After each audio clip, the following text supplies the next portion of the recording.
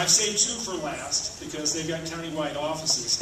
All of our other countywide officials are not running this time, and neither are supervisors, which is a good thing. But we need to focus on getting both of these guys reelected. First of all, our county auditor, Jamie Fitzgerald.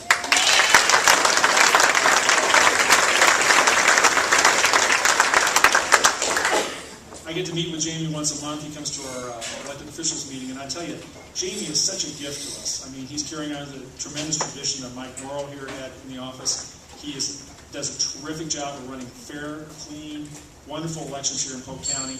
And after seeing what our Secretary of State is doing currently, I can't tell you how much I value Jamie's leadership here. He's phenomenal. And he's good to both parties. I mean, he's a fair guy, just like Mike was, and we need to keep him in office. He's a tremendous leader.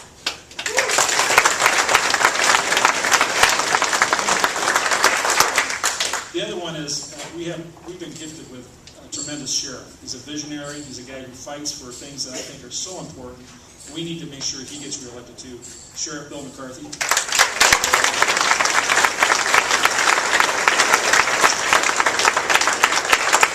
And he's a very modest guy. He's running against a guy named Dan Charlton, and he is about as right-wing as you could possibly imagine. In fact, he's more right-wing probably than the sheriff down in Arizona we hear so much about.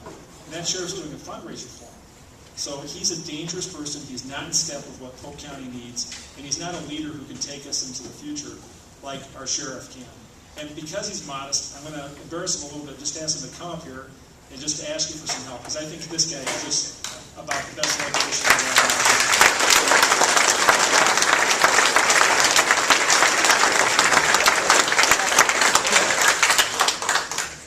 Very much. I told Tom that this wasn't necessary. I know this is a crowd where we support each other.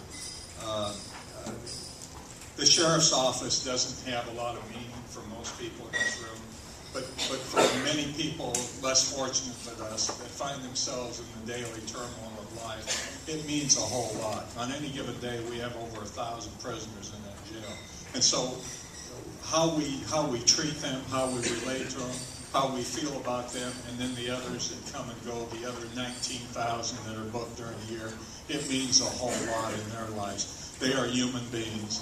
John Sarcone will tell you most of them at this point have not been convicted of the crime for which they're charged, although they may probably have done it. They still haven't been convicted. And the fact that they're in that jail doesn't mean we have a right to take their dignity away from them, feed them just cheese and bologna, as my opponent talks about.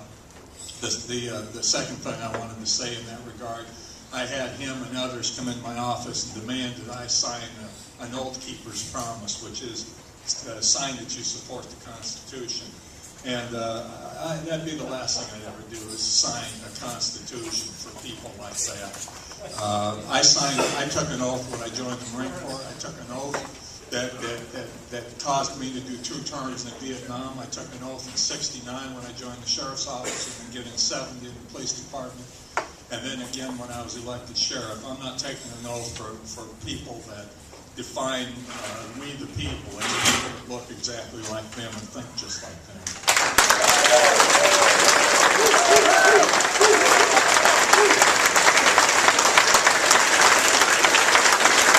The only other thing I want to say since I got the podium is to kind of echo what Tom said. First off, to thank him for the great leadership. I'm not sure I would have been here this time, but for them coming forward and saying they wanted to take over the Sheriff's Office. But Memorial Day is coming up on Monday. This weekend we're going to have a number of commemorations, including one at Veterans Memorial Auditorium. And I always think of Leonard Boswell when I think of those things. I spent time in Vietnam. I was not a war hero, but he was, and I salute you, sir.